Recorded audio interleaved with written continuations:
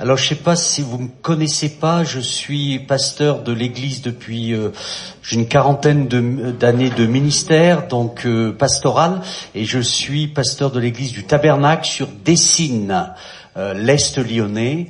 Et donc là, nous avons donc toute une communauté, combien on se réjouit, quelles que soient les différentes sensibilités, on se réjouit aussi de faire partie de la même famille. Amen. Puisque nous avons le même Père. Et en étant aussi, j'ai toujours eu à cœur dans ma vie la notion de l'unité. Et depuis plusieurs années, je suis secrétaire général du CNEF 69. Je ne sais pas si vous savez ce que c'est, le Conseil national des évangéliques de France. Et donc, il y a à peu près 60 églises et œuvres. Et donc, il y a toute une action de fraternité qui est là, Voilà, dans les relations, dans les différentes ressources, dans un témoignage commun pour la ville de Lyon. Et en tout cas, je me réjouis. Et je connais personnellement aussi, j'ai connu, voilà, je suis en relation avec différentes églises, et notamment l'église rue Louis. Voilà, donc avec actuellement il y a Frédéric Hubeau. La prochaine fois nous irons chez lui d'ailleurs. Voilà, il va nous accueillir, il va accueillir notre pastoral du CNEF 69 dans ses locaux, et j'ai beaucoup apprécié aussi Sylvain Guiton. Alors je sais pas si ça vous dit quelque chose. Il est à Avignon actuellement, il a choisi le soleil. Non, je pense que il y a aussi une direction de Dieu. Voilà. Et alors, ce que le Seigneur m'a déposé sur mon cœur pour vous, voilà, je regarde l'heure, donc c'est Jean chapitre 14. Alors Seigneur, nous ouvrons ta parole dans l'évangile de Jean chapitre 14, et nous prions que ta parole réellement vienne nous fortifier. Tu dis dans les psaumes, tu envoies ta parole et tu viens nous guérir. Alors viens nous édifier, nous consoler, nous fortifier. Viens nous interpeller aussi par, Seigneur, ces différents textes, que ton esprit vienne tout à nouveau réveiller, révéler, c'est la profondeur de ces textes, dans le nom de Jésus. Amen. Et ce texte, donc nous parle de Jean chapitre 14, vous connaissez peut-être le contexte. Jean chapitre 14, que votre cœur ne se trouble pas. Croyez en Dieu, croyez en moi. Il y a beaucoup de demeures dans la maison de mon Père, sinon je vous l'aurais dit, car je vais vous préparer une place. Donc si je m'en vais et vous prépare une place, je reviendrai, et vous prendrez avec moi, afin que là où je suis, vous y soyez aussi. Et où je vais, vous en savez le chemin. Et tout à l'heure, pendant le message, on ira aussi beaucoup plus loin dans le texte. Et dans ce contexte, donc il faut toujours... quel est le contexte de ce texte de Jean chapitre 14 ? Eh bien, c'est ce moment dans la chambre haute. Dans Jean 13, vous savez que Jésus a lavé les pieds de ses disciples. Vous connaissez le texte, c'est les derniers moments d'intimité avec ses disciples. Il a partagé, il nous est dit que Jésus les a aimés jusqu'au bout. Amen. Il a mis le comble à son amour, nous dit d'autres traductions, et combien le Seigneur continue à nous aimer. Amen.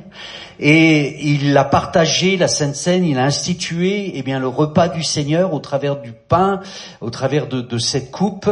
Et il y a aussi eu ces dernières paroles de Jésus avant de mourir sur la croix. Et il dit, je vous donne un commandement nouveau, aimez-vous les uns les autres, comme je vous ai aimé, vous aussi aimez-vous les uns les autres. Amen.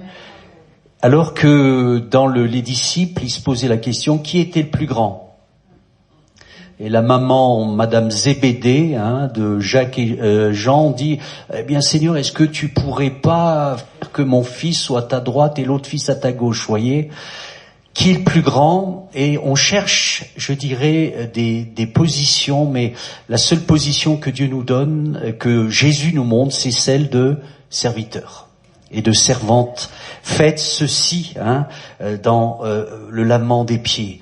Alors, aimez-vous les uns les autres, et dans ce texte, dans ce contexte, Jean chapitre 13, il annonce que Judas va le trahir, et il annonce que Pierre allait le renier.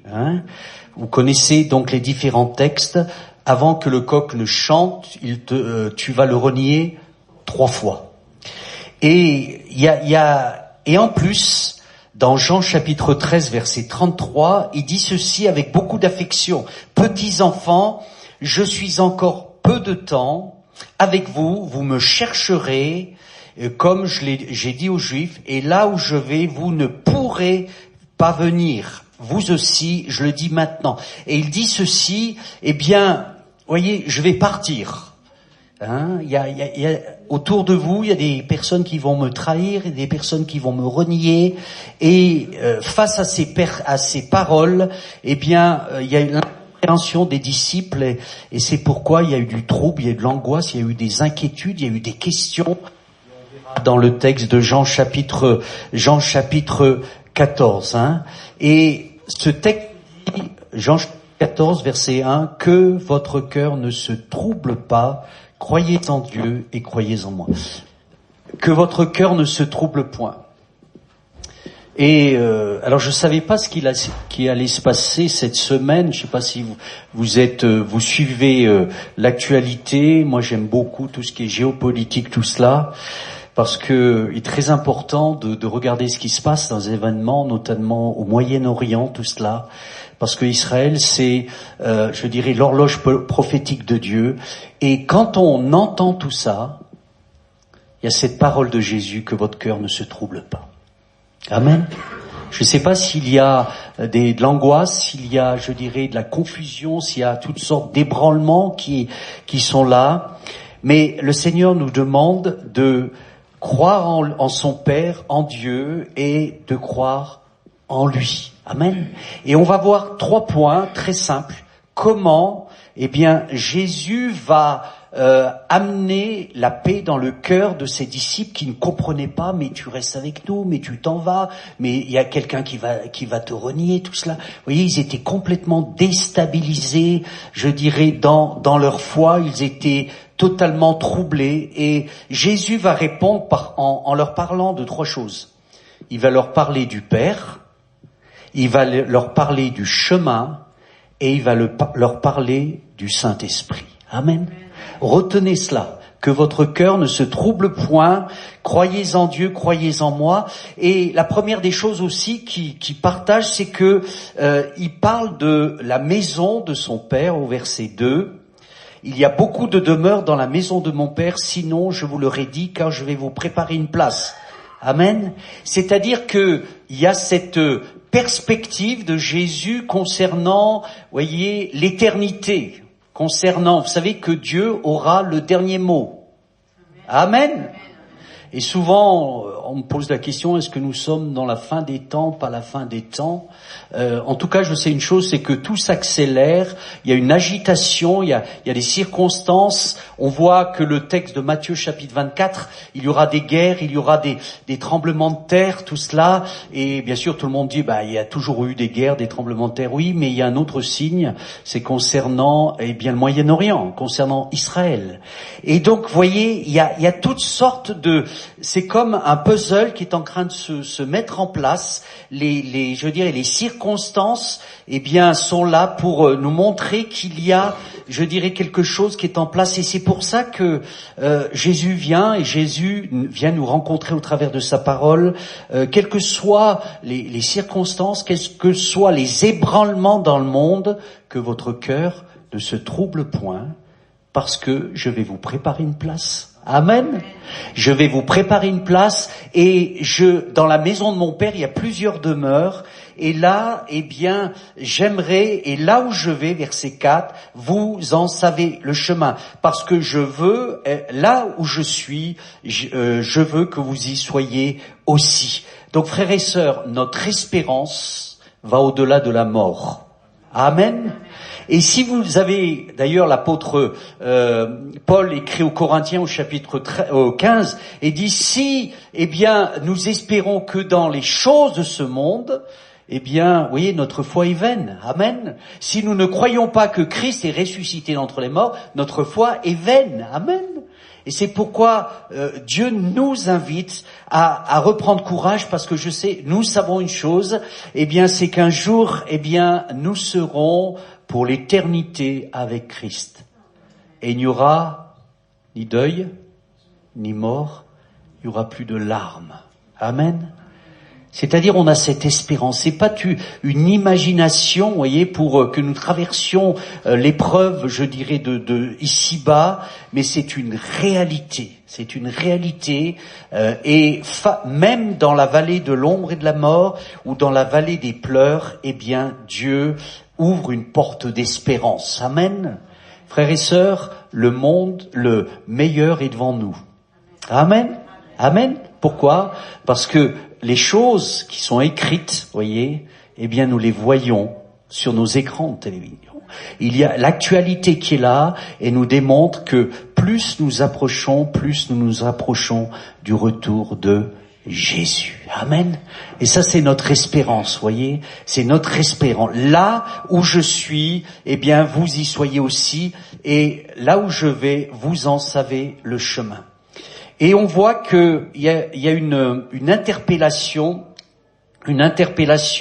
de Thomas, voyez, qui dit mais tu nous parles de tout ça, mais Seigneur, nous ne savons, verset 5, où tu vas, comment en saurions-nous le chemin?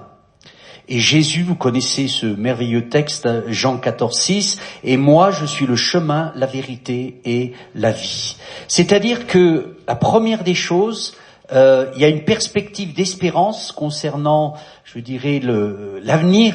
Nous serons pour toujours avec le Seigneur. Dit l'apôtre Paul aux Thessaloniciens, consolez-vous les uns les autres, et bien par ces paroles.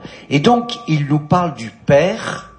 Jésus, pour chasser ce trouble, que votre cœur ne se trouble point, croyez en Dieu, croyez en moi, il parle de la maison du Père, et tout à l'heure aussi, il va parler, eh bien, du Père. Philippe va dire, mais Seigneur, montre-nous le Père, et cela nous suffit. Amen. Et combien nous voyons que dans les évangiles, Jésus nous parle, eh bien, de cette intimité, cette relation intime que Jésus a avec son Père. Amen. Le jour du baptême de Jésus, il y a eu la voix du Père, tu es mon Fils bien-aimé, en qui j'ai mis toute mon affection. Amen. Et est-ce que nous pouvons recevoir cela, Chacun d'entre nous, eh bien, je suis tu es mon fils, tu es ma fille bien-aimée, en qui j'ai mis toute mon affection. Amen. Amen. Et quelquefois, même, vous savez, dans des choses terribles que nous pouvons traverser ici-bas, seul l'amour du Père va nous consoler, va nous fortifier. Amen. Et combien j'aurai des tas de témoignages pour vous dire comment Dieu vient consoler. Donc, pour chasser le trouble, eh bien, Jésus nous parle du Père. Et vous connaissez la prière Notre Père qui es aux cieux, il nous a appris cette prière. Le Fils ne peut rien faire de lui-même, mais simplement ce qu'il voit faire au Père, voyez. Et il nous réconforte en nous parlant du Père et en nous montrant le Père. Et combien l'amour du Père est là, la présence du Père nous libère dans notre identité de fils et de fille. Et je peux vous assurer, moi qui suis pasteur depuis de nombreuses années, je vois que, eh bien, on connaît Jésus, mais il y a peu qui connaissent le Père. Et il y a comme un esprit d'orphelinat ou d'orphelin. Et moi, personnellement, j'ai vécu cette réalité, la réalité du Christ, voyez, crucifié, mort, ressuscité, glorifié, assis à la droite du Père. Toute la réalité d'un Christ qui a tout accompli à la croix. Mais il nous est dit dans ce texte que Jésus, d'ailleurs c'est Philippe qui dit, mais Seigneur, montre-nous le Père et cela nous suffit. Celui qui m'a vu, a vu le Père. Donc, pour que le trouble s'en aille, que votre cœur ne se trouble point, Jésus vient pour nous parler de la maison de son Père. Il vient dire à Thomas, je suis le chemin, la vérité et la vie. Il parle du chemin et nous le verrons en terminant, il nous parle de l'œuvre du Saint-Esprit. Amen. Et combien, frères et sœurs, l'amour du Père chasse la crainte. un verset que j'ai découvert. L'amour parfait bannit la crainte. Amen. Est-ce qu'on n'est pas, moi le premier, dans des tourbillons d'inquiétude, voyez, de crainte, la peur. Vous savez, dans le royaume de Dieu, la valeur du royaume de Dieu, c'est la foi. Dans le royaume des ténèbres, c'est la peur. Et tout de suite, vous voyez, Jésus a dit, ne vous inquiétez de rien. Parce que lorsque nous sommes soumis à la peur, à la crainte, aux inquiétudes, eh bien, je dirais, il y a comme vous voyez, l'ennemi, notre ennemi est là pour avoir une prise sur nos pensées, sur nos émotions. Mais l'amour parfait bannit la crainte. Amen. Et le Père nous amène dans la sécurité et le repos. Et vous savez, notre plus grand, je dirais, combat, eh bien, c'est d'avoir un temps personnel avec le Père. Quand tu pries, entre dans ta chambre, ferme ta porte et prie ton Père qui est dans le lieu secret. Et là, ton Père te le rendra. Et je sais pas vous, alors, nous sommes d'une autre génération, mais je vois la nouvelle génération, ils sont tous branchés, réseaux sociaux, tout ça. Et la première question que je leur dis, est-ce que tu as un lieu secret? Est-ce que tu as du temps d'intimité avec le Père, avec les Écritures? Est-ce que tu apprends à lire la parole de Dieu? Maintenant, il y a en tout cas, les gens n'aiment plus lire. Je sais pas vous, hein. Mais les gens n'aiment plus lire et les gens, je dirais, les personnes n'aiment plus méditer la parole de Dieu. Et frères et sœurs, la parole de Dieu nous a été donnée, amen, pour nous fortifier, pour nous consoler, amen, pour nous révéler, vous voyez, le cœur de Dieu pour chacun d'entre nous, amen. C'est pourquoi je vous invite à vous enraciner dans la parole de Dieu, amen. Quand tu pries, entre dans ta chambre, ferme ta porte et là, prie ton Père qui est dans le lieu secret et ton Père qui te voit te le rendra. Sachez que Dieu nous voit. Il voit nos larmes. Il voit nos cris. Vous savez, ça fait, j'avais 15 ans quand je me suis converti, donc ça va faire 54, 55 ans. Avant, quand on avait des réunions de prière à je viens de l'église de Réveil de Villeurbanne, rue Richelieu, on faisait les réunions de prière à genoux. Vous avez déjà vu des gens qui sont à genoux? Moi, j'en vois de moins en moins.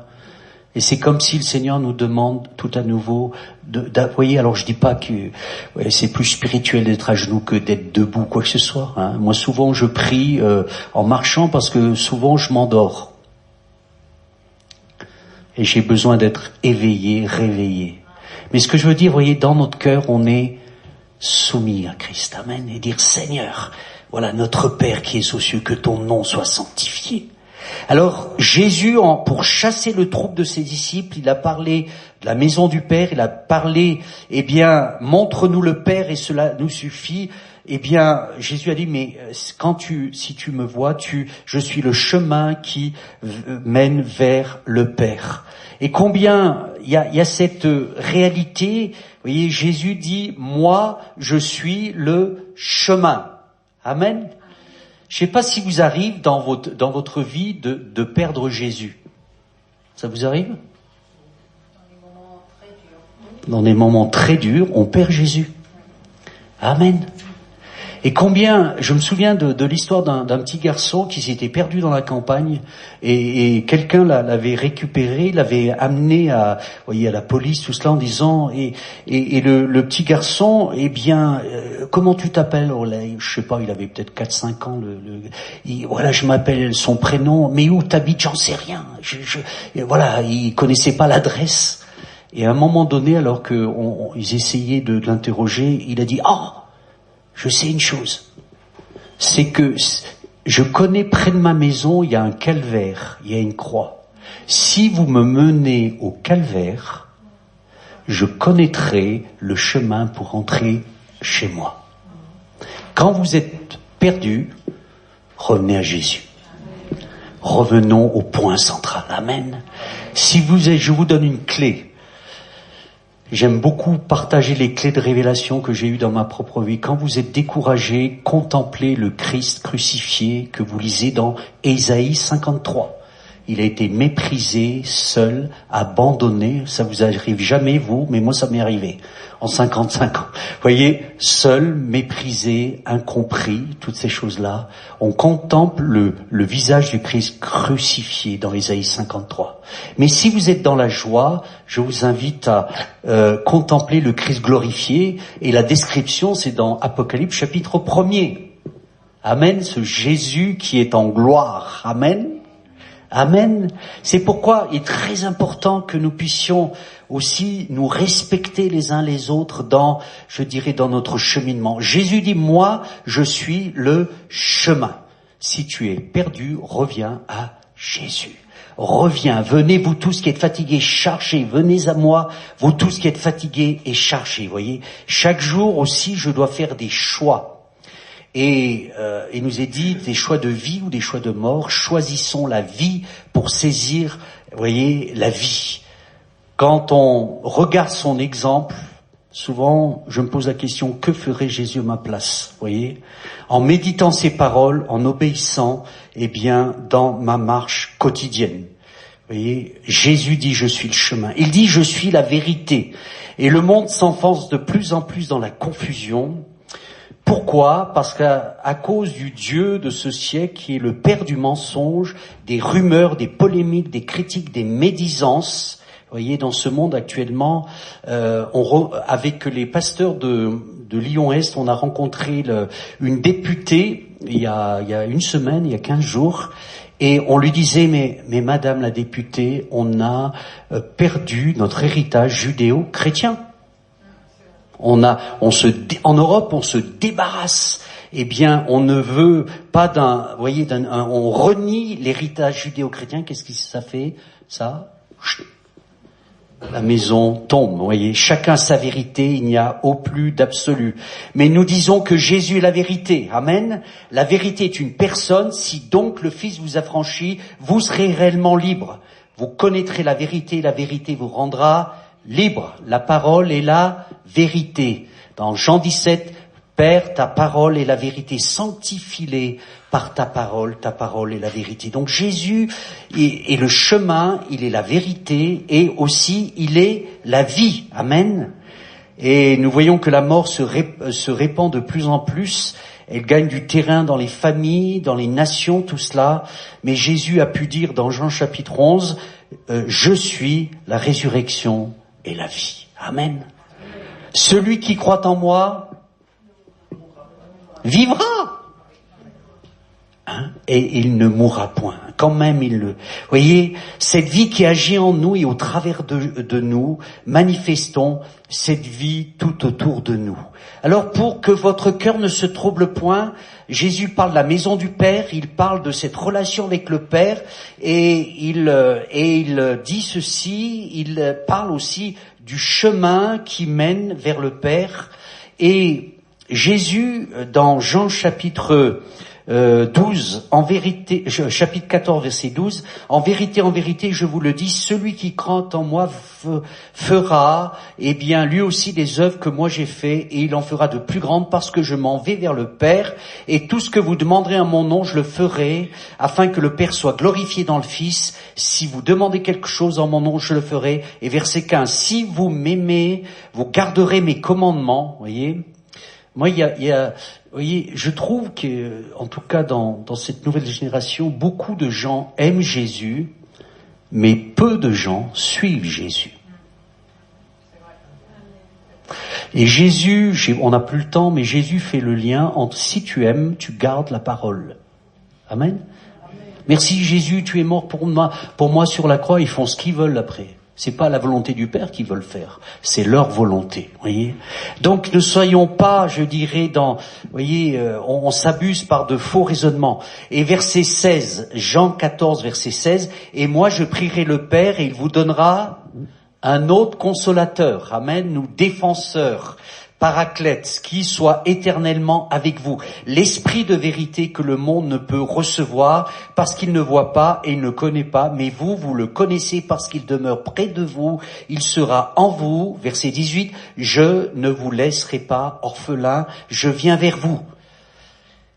encore un peu de temps et le monde ne me verra plus, mais vous, vous me verrez parce que moi je vis et que vous, vous vivrez aussi. Amen.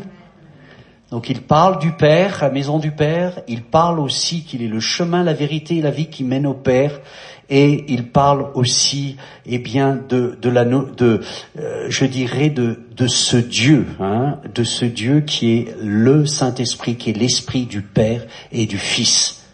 Nous croyons dans la grâce de Jésus-Christ, dans l'amour du Père et dans la communion avec le Saint-Esprit. Amen.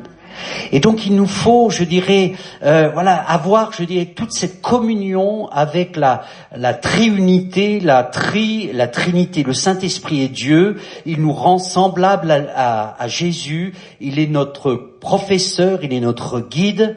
Le Saint-Esprit est une personne, il est notre consolateur. Je vous donne un autre moi-même, en grec. Je vous donne un autre consolateur, il est l'Esprit de vérité.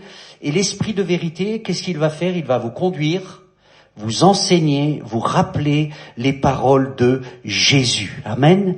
Il sera avec vous pour nous convaincre. C'est ce qu'on appelle la voix intérieure, ce témoignage intérieur. Amen. Je ne sais pas si vous savez, mais en nous, il y a le témoignage de l'Esprit. Je suis enfant de Dieu. Des fois, on ne peut pas expliquer cela. Mais je sais que je suis enfant de Dieu. Amen. Il y a le témoignage intérieur à mon esprit qui dit que je suis réellement enfant de Dieu. Il est en nous pour nous remplir, il sera sur nous pour nous revêtir, il travaillera au travers de nous pour que nous puissions manifester la vie. Donc, voyez, dépendons du Saint-Esprit, ayons réellement cette plus grande écoute. Je ne sais pas si vous avez entendu parler du Sadhu Sundar Singh. Ça fait longtemps, ça. Voyez, c'est quelqu'un qui venait d'Inde, et quand il est venu, donc il a écrit des livres et tout cela, et il parlait de son intimité avec Dieu, et quand il est venu, je crois, en Suisse, tout cela, il a été invité dans des grandes conférences, et il a vu le monde occidental, et il a dit ceci, ça m'a toujours marqué, il a dit, vous savez, en Occident, vous entendrez peu la voix de Dieu. Alors les gens disent, pourquoi? Parce que vous faites trop de bruit. Moi, je peux vous dire qu'une des clés pour, que votre cœur ne se trouble point, revenez à Christ, qui est le chemin, la vérité et la vie. Voilà, ce Père, tu vois combien je pleure, j'ai besoin d'être consolé par ton esprit, par ta grâce. Il nous faut faire taire tous les bruits qui sont autour de nous. Amen. Amen. Je dis Seigneur, que nous puissions revenir à toi de tout notre cœur. Amen. Alors je conclus, que votre cœur ne se trouble point, croyez en Dieu, croyez en moi. Comment Jésus réconforte ses disciples? En leur parlant du Père, en leur parlant du chemin et en leur parlant du Saint-Esprit. Amen. Alors ma prière, c'est que la grâce de notre Seigneur Jésus-Christ, que l'amour de Dieu et que la communion du Saint-Esprit soit avec vous tous. Amen.